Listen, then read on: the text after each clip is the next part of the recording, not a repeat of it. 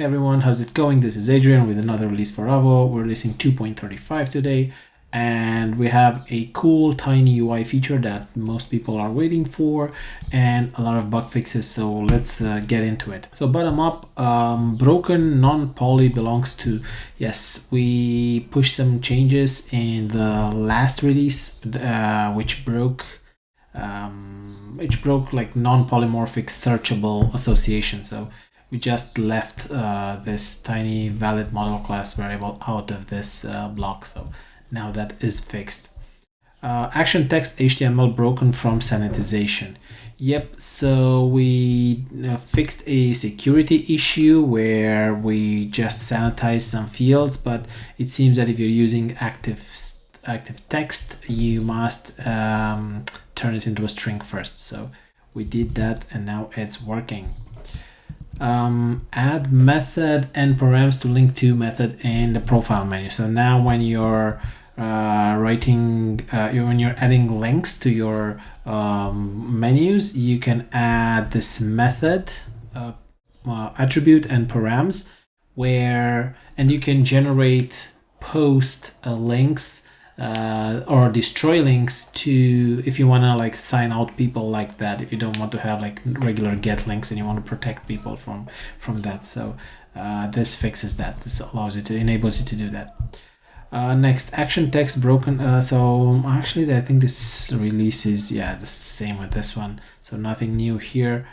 Remove default internationalization load there. Yep. So we did this in order to, so we pushed a feature in the previous release where we didn't have to generate all the locale files when we install Avo. It will just use the ones that we provide out of the box and you can override them. And we added this line. We thought it was a good idea, but it was not. This was already included, and it seems that by us adding it, it broke something, so we just removed that. Remove unpermitted param from action run method. Yeah, this was it's not a bug, but actually we were running like params permit multiple times when we are submitting an action, and you saw this like an unpermitted parameter, and people asked us like, hey, is this an error? What am I doing wrong and stuff? So we just fix that so we don't have this warning message, because this should be, I think, a warning message. It's not really an error. So now this is fixed. You won't be seeing this again. Remove default. Why is this doubled? So it's the same thing. It's the same thing. Don't worry. Allow extra pagy internationalization load. Again, this was tied to our localization internationalization feature, and it seems that you can only do pagy i18n load just once. You can run it once, and we ran it because we wanted to add some locale files for pagy, but if you wanted to do that, then that would be broken, and we fixed it. So you can add yours if you need to in your app now. So that is cool. Prevent eager loading of computed file fields. Yeah, this was an interesting one. So if you had a file field, let's say,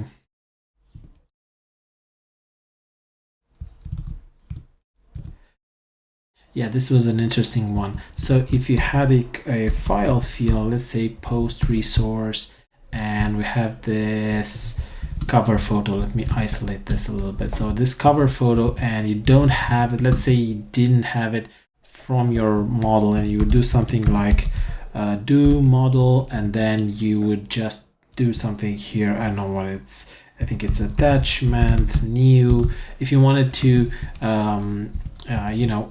like simulate an attachment by using a computed model, this would actually break because Avo tries to eager load all of your file fields for you, so that's a performance improvement. But if this is a computed field, then there's nothing to eager load. So it was broken, but now it is not, it is fixed. So that's perfect. Cool. The latest two things: Stringify message before sanitization. I think so much, Jim. So yep.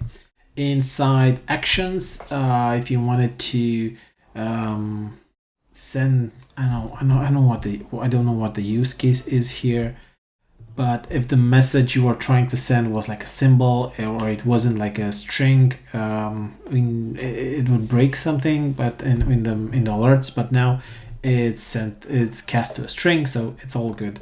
No worries.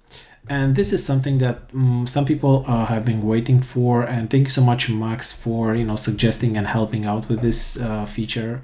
I appreciate the help.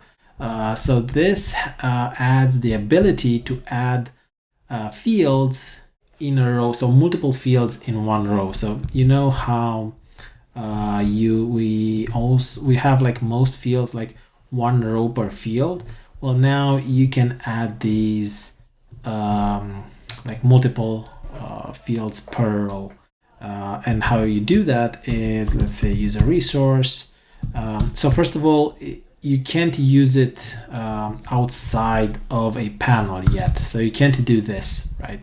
So row, do, and then you have like fields inside. You must throw these inside the panel, right? So you say panel, do, and then row, do, and then you add as many fields as you want, and now you'll have all of those fields tucked away nicely inside that panel. And if you hit edit, these input fields would be the same. And one cool thing about it, something that I suggest is make them stacked. So let's say these are not stacked, then these will look kind of awkward. It will just try to render it like on a horizontal axis. And it's just a little bit awkward. It doesn't look like awesome, but if you make them stacked, this will render them as a column, so on a vertical axis. So you'll have the label above and the value below, so they just look much better. This is still a beta feature. We're still working through kinks, and I mean it should work for everyone, but just know that this is just a beta feature right now. We're thinking about making it even better. So again, these will be available only in a panel, not inside the main panel. So this is the main panel. This is something, this is basically the panel where all the fields by default are being rendered, and everything beneath it is comprised of associations and other panels and tabs. So you could move this panel. Let me just grab it and move it inside a tab if you want to. So let's just say here, like inside a tab. And now if I refresh the page, I should get it somewhere. Where is it? Maybe in edit. Yep. So, oh, weird. So we have it here as well. So inside this tab. Coolio. Yep. So this is pretty much it for this week's release.